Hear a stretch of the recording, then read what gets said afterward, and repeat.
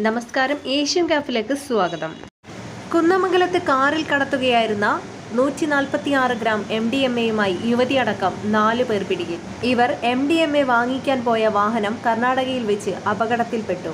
വാഹനം അവിടെ നിർത്തി പകരം നാട്ടിലുള്ള സുഹൃത്തിന്റെ കാർ വരുത്തി ബംഗളൂരുവിൽ പോയി ലഹരി വാങ്ങി തിരിച്ചു വരുന്ന വഴി അപകടത്തിൽപ്പെട്ട കാർ കെട്ടിവലിച്ച് കൊണ്ടുവരുമ്പോഴാണ് SI സനീദിന്റെ നേതൃത്വത്തിലുള്ള പോലീസ് സംഘം പിടികൂടിയത്.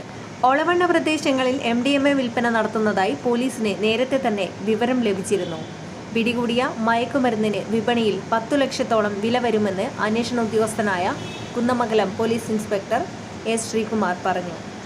പിടിയിലായത് ലോറി ഡ്രൈവറായ അർജുൻ ഒളവണ്ണ, അരുൺ മണക്കടവ്, പാലക്കാട് സ്വദേശി പ്രസീത എന്നിവരെയാണ് ഡാൻസ് ഓഫ് സംഘവും കുന്നമംഗലം പോലീസും ചേർന്ന് പടനിലത്ത് വെച്ച് പിടികൂടിയത്.